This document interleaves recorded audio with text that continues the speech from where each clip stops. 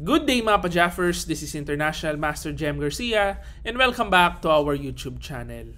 So ngayon po mag-aaral tayo ng isa na namang panibagong game at ito ay ang laro ni World Champion Ding Liren. Ayan, so alam naman natin si Ding Liren po matagal pong nawala sa pag-chess, no? So pagka panalo niya ng World Championship, naglaro lang siya ng isang tournament last May and then hindi na po nag-chess. So ngayon nagbabalik siya. Sumali siya sa isang rapid tournament sa China. Ito po ang China Chess King Tournament. Ayan. So ito isang knockout tournament and titingnan po natin ano ang naging results niya dito. So pumili ako ng isang game. Ito ang laban niya against Grandmaster Bai Jinshi and i-analyze po natin. Tignan natin ano ba ang kondisyon ni Ding Liren bago Tata Steel. So yung Tata Steel kasi alam ko mamayang gabi po yan mag-i-start and aabangan natin kung ano ang performance niya doon. Ayan. So punta tayo sa ating game dito po. White si GM Ding Liren and black si Bai Jinshi. Ito nag-start with C4. Ayan. Actually ito yung maganda kay Ding Liren kasi isa ito sa mga super GMs na inaaral ko ang opening. Kita nyo naman C4, pagka C5, Knight F3, Knight F6, Knight C3, and then pagka E6, G3. Ayan, so ito po yung tinatawag na Tarrasch opening. So D5, capture, and then pagka D4, Knight C6. And dito may magandang sideline na binatawan si Ding Liren with A3. Ayan. So ito, hindi po yan masyado tinitira ko. Ibabalik natin, ang main line kasi dito is Bishop G2. At itong linya dito, alam ko na uuwi sa tabla. Meron pong mahabang linya dito eh. Pagka-capture, i-atras ng ganyan. Tapos magka-castling, D4, Knight A4. Ito po sobrang habang linya, magsasacrifice ng isang pawn. And madalas na uuwi po sa tabla. Kasi ang nagpauso nito, actually, si Dubob. Ayan, yung ganyan. Ipapakain dito, capture, kakain dito. Ang haba ng linya dito. Actually, memorize ko rin po kasi isa rin po ako sa mga naglalaro ng ganitong opening. Pero ito, maganda binitawan ni Ding Liren. Pwede ko rin gamitin. Kaya importante talaga nag-a-analyze po ng mga games ng World Champion, ng mga Super GMs. Nakakapulot tayo ng mga kakaibang linya. Nag-A3. Ayan. So, dinevelop lang yung pawn sa gilid. So ano kayang idea niyan? Siguro pagka kumapture yan mamaya, merong mga B4 ideas kagad tapos Bishop B2. Halimbawa, mag-develop lang siya normally. Pag kumain ganyan, kain, Bishop G2, castling, naka-ready na kasi kagad to, pak. Tapos Bishop B2, ang ganda kagad ng development ng white. Ayan, so pwede kong gamitin yan sa mga games ko. Kaya ang ginawa dito, nag-CD4, pagkakain, Bishop C5, Bishop E3, and umatras muna, Bishop B6. Take note, under attack po kasi, yung Bishop, pagka nag-castling ka dito, may discovered attack. So, mawa one piece down. So, Bishop B6 muna, Bishop G2, Knight G4, and ngayon, parang pawn sacrifice ang kinalabasan. So, ito kasi mabibitin po yan palagi sa Tarrasch. Kaya ang ginawa ng Grandmaster sa team, pinakain na lang. Pero ang kapalit niyan, meron siyang hawak na Bishop pair. And take note, hindi pwedeng kumain ng Knight, no? Kasi mabibitin po yung Knight sa D4. Kaya forced kumain ng pawn. Ayan, so merong hawak na Bishop pair pero one pawn down ang itim. So castling, Rook C1, Rook E8 muna, Rook C1, and then Bishop D7. So dito ang unang inaccuracy ni Grandmaster Ding Liren and nag-Rook C3 kasi siya. Yan, so yan pong Rook C3 inaccurate.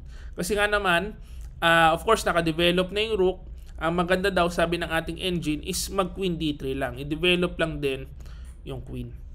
So, pwedeng linya, pagka Rook C8, Knight F5, knight e5, and then capture, queen e4, and advantage po for white.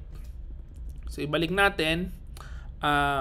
Actually kung papansin niyo po, no, ito ang advantage ng mga super GMs, ng mga top players, sila Ding Liren, no, sila Wesley So, sa mga normal na grandmaster lang.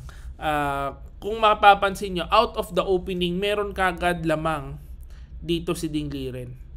Yan po ang kadalasan advantage ng mga super GMs sa mga normal na GMs lamang. Yung memorization nila ng mga openings, napakalawak nung alam nilang openings, kaya pagka tapos ng opening, madalas lamang kagad sila. Ayan. So dito nag-rook c3, rook c8, knight b5, knight e5, capture, and then knight bc3. So yung knight bc3 na yan, malalim po yan. Meron nang inaabangan si Ding Liren na na move. So pagka knight c4, ginamitan niya ng combo, kinombo niya yung kalaban niya, no? So knight takes b6, queen takes b6, knight d5. So ito, lahat po ito forced. Pagka capture, merong malakas na queen a4 sa pull ang rook and knight. Ayan. So kung mapapansin natin, almost nawala na po yung advantage ni Ding Liren, pero mahirap po makita yung move para maka-equalize. At ang move po para maka-equalize is knight d6, pagkakain dito sa gilid, bishop g4, and then bishop f3, tapos h5. So parang ang mangyayari, i-control lang muna yung mga pyesa. Pag kumain-kain, may bitin dun sa e2. So medyo malalim na idea itong binitawan ng engine dito. So dito, ang ginawa, nag b5 para protektado ang knight, depensa sa rook, pero meron kasing kain, tapos tinamaan ang f7. So once again, lamang ulit. So bishop e6, knight c7, rook f8, capture, and then queen e7. So ang ending, nagkapalitan ng pyesa, napunta tayo sa endgame. Check. At itong ganitong endgame, napakahirap pong laruin. So king f8, queen f5 check, king e7, queen g5 check. And ito ang unang inaccuracy. Ang ginawa kasi ng black dito, umatras yung king. Kailangan po pagka endgame, yung king papunta sa gitna. Ayan. So dinipensa niya kasi yung pawn, dapat daw yan pinakain na lang. So king d6, para pag halimbawa mag queen f2 dito, merong queen b2, depensado ang mga pawn. Tapos ito pwede nang i-push. Ayan. Take note lang, pag kinain kasi dito, meron din kain sa pawn with check. So dito ng king f8, king f2, queen e7, and then pa queen f4, check, queen f6, bishop g2, hinayaan lang mag-exchange ng queen. So pag kumain yan, kakain ng pawn, mauunat po yung doubled pawn. So dito b4, bishop d5, and then pagka knight b6, bishop b3. So itong pass pawn hindi na po makapush, and ngayon si Ding Liren naman ang ka-counterplay sa gitna. Ayan, so king e7, king g2, queen c3, bishop g8. Take note, hindi pa rin makapush kasi pagka pumush yan, merong fork. So, mautak din talaga si Ding Liren Very tricky. So h6, queen e4 check. So check lang muna, and then ngayon nag e4. So pinush na yung passed pawn. So queen f6, queen e8, and ito po, mahirap na talaga ang posisyon ng black kasi yung pass pawn niya hindi na makapush yan. Forever na po yang na-stuck dyan. So dito, na-blunder na with king d4. Ayan. Kasi gusto niyang pigilin yung e5 ideas ni Ding Liren. Kaso merong malakas na move with queen b5. So under attack ang pawn. And take note, hindi na po madepensahan. Kasi pag dinepensahan ng king, merong queen c5 check. So babaksak na yung pass pawn. Kaya dinipensahan niya ng queen with Queen na D6, kaso meron namang E5. So once again, hindi na po madepensahan ang mga pyesa, babaksak na yung pass pawn. So na Queen C7, Queen takes B4, check. Hindi pwedeng kainin kasi merong fork, may skewer. Actually, mate na pala yun. So King E3, and ngayon, pagka E6, nag-Knight D5, at yan po ay ang fatal blunder. Actually, pwede po tayo mag-pause ang ating video natin. Try nyo po hanapin ano ang tactics na ginawa ni Ding Liren. Maganda po kasi yung tactics, so bibigyan ko kayo ng 5 seconds. So kung nahanap nyo po ang tactics, very good. Ang tactics ay Queen B3 check, pagka King D4, Queen takes D5 check, and then pagkakain E7 check, unstoppable, mag-queen. So one piece down. Kaya dito po nag-resign na si Bai Jinshi. Ayan. So ito po isang knockout tournament. So pagkapanalo ni Ding Liren kay Bai Jinshi, next round nakalaban niya po ay si Wang Hao, at yon ay tinagpas na siya doon.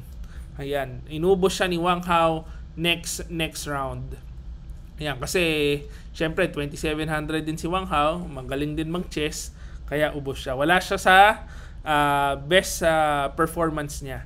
Pero at least nakapag-warm up. Yan po ang importante kasi upcoming yung game niya sa Tatay Steel. So yan po, abangan natin. Actually, analyze po natin yan. Alam ko mamaya yung gabi. So waiting lang po tayo. So yan po ang ating game for today. Hopefully na-enjoy nyo po itong game na ito. Sana meron po kayo natutunan. At ako na-enjoy nyo, please like this video and subscribe to our YouTube channel. This is International Master Jem Garcia. See you again next video. Bye-bye.